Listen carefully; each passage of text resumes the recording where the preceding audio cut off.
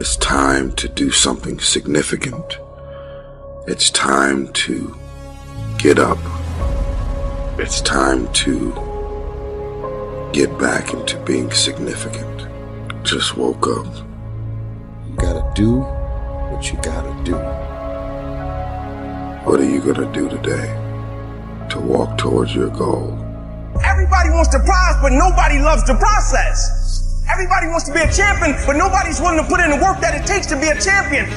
Everybody wants to hold up the trophy and say, man, I did it, but nobody's willing to put in the work that it takes to do it. I love the process. I love the thought of working for what I want. And I firmly believe you're never supposed to wish for it more than you're willing to work for it. Your expectations never supposed to exceed your effort. But a lot of people, they wish, and they're not willing to work. And the great thing about life has a funny way of testing all of us and seeing how bad we really want what it is that we say we want. If you're still talking about your dreams, if you're still talking about your goals, but you have not done anything, just take the first step. I'm asking you to take the first step. The first step is stop talking about it. The second step is just take one step toward it. And then the next day, take another step toward it. When you become the right person, I'm telling you, you can make whatever kind of money you want to make. You can have whatever you want to have. You can do whatever you want to do. Like, there are no limitations. You see, average people are too scared to shine the light. Too self-conscious to be vulnerable. But it's from that place of vulnerability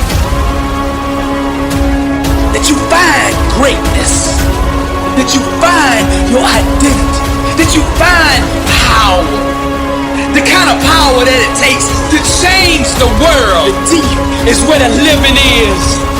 And if you want to taste the greatness, you gotta be willing to venture to the unknown, to that place that scares you. Stop tiptoeing into your destiny.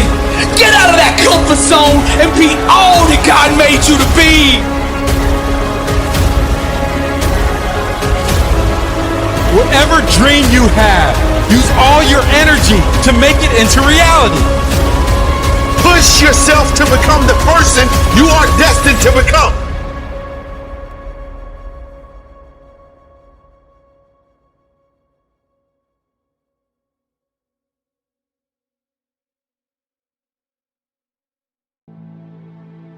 It's not easy.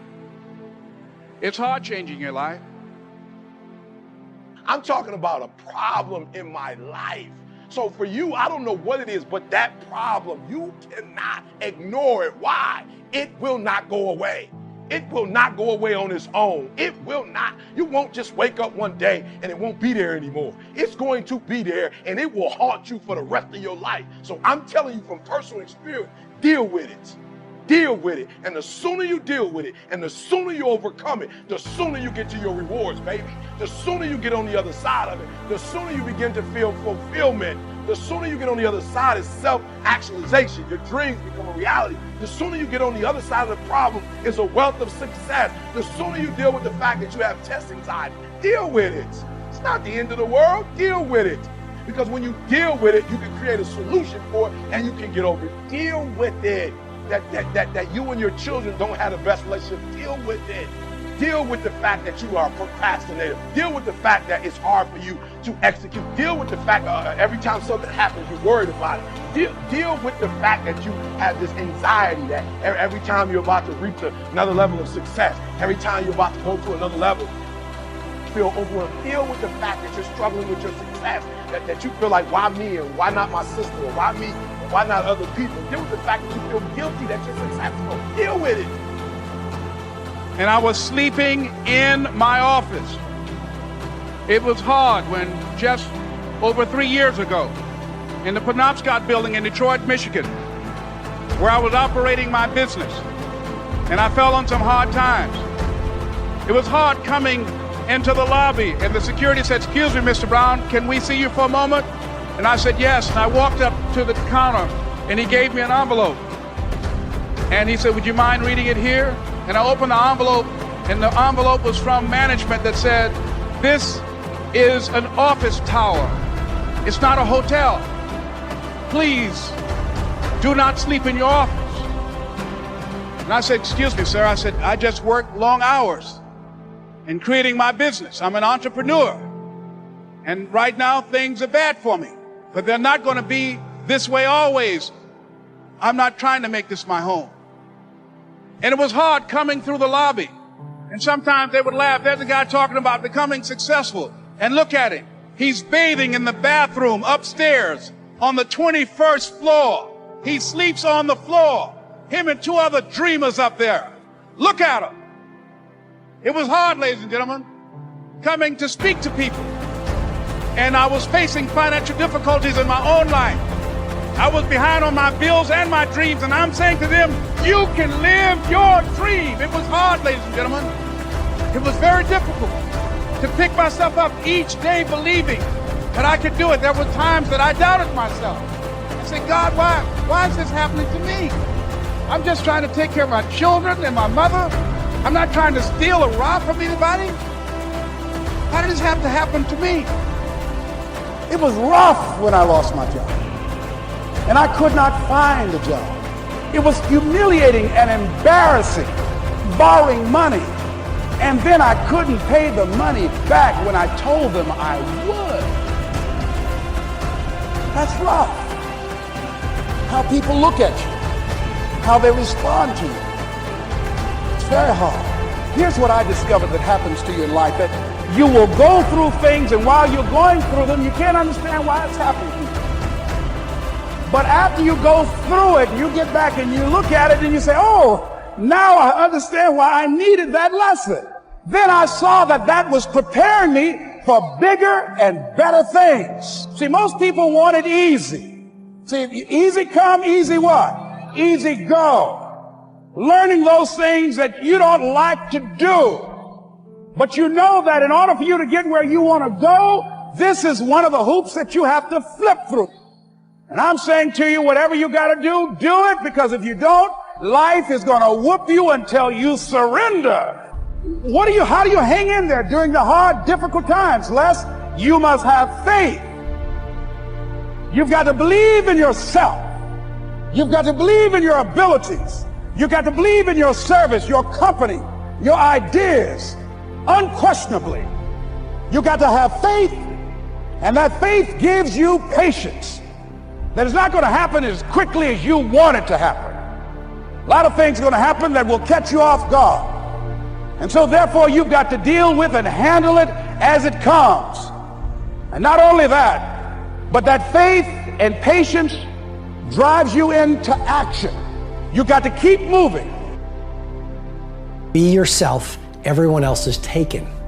Well, that really speaks to the power of being an original. It speaks to this concept of authenticity, being yourself. I mean, we live in a world where there has never been so much of a seduction to be like everyone else.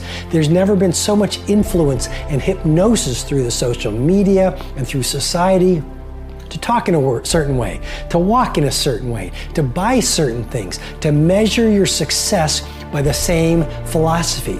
And what I'm encouraging you to do, based on this Oscar Wilde quote, is to be yourself. I mean, talk your talk, walk your walk.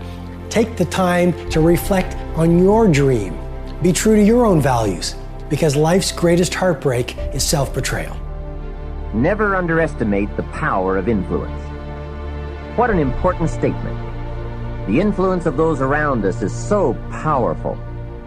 Many times we don't even realize we're being strongly influenced because it generally develops over an extended period of time. Peer pressure is an especially powerful form of influence because it is so subtle. If you're around people who spend all they make, chances are excellent that you'll spend all you make. If you're around people who go to more ball games than concerts, chances are excellent that you'll do the same. If you're around people who don't read many books, chances are excellent you won't read many books. People around us can keep nudging us off course a little at a time until finally, 10 years from now, we find ourselves asking, how did I get here? Those subtle influences need to be studied carefully if we really want our lives to turn out the way we've planned. Now, on this major point, let me give you 3 key questions to ask. This may help you to make a better analysis of your current associations. Here is the first question. Who am I around? Good question. Make a mental study of the major people with whom you most often associate. You've got to evaluate everybody who is within the circle of being able to influence you. So, major question, who am I around?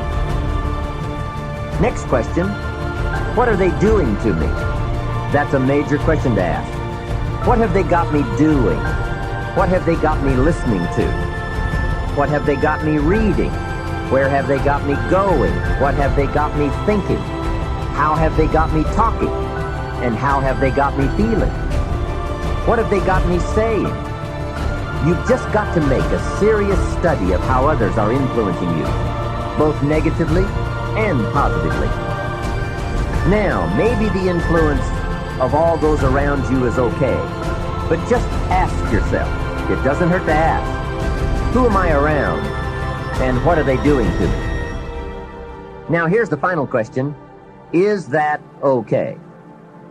Maybe the people you associate with and their collective influence is okay, but then again, maybe it's not.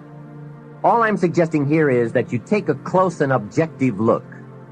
Everything is worth a second look, especially the power of influence. Positive influence can have an incredible effect on your life, but so can negative influence.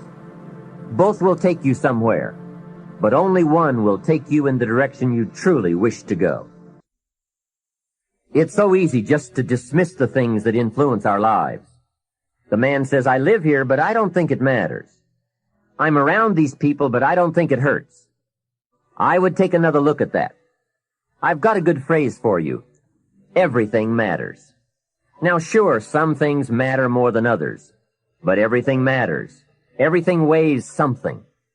So you've got to keep checking to find out whether associations are tipping the scales toward the positive or toward the negative. It doesn't hurt to look, right? Ignorance is never the best policy. Finding out is the best policy. Remember, part of the purpose of this program is to get us to say, the days of kidding myself are over. I really want to know what I have become and what I am becoming. I want to know where my strengths and my weaknesses lie. What has power over me? What's influencing me? What have I allowed to affect my life?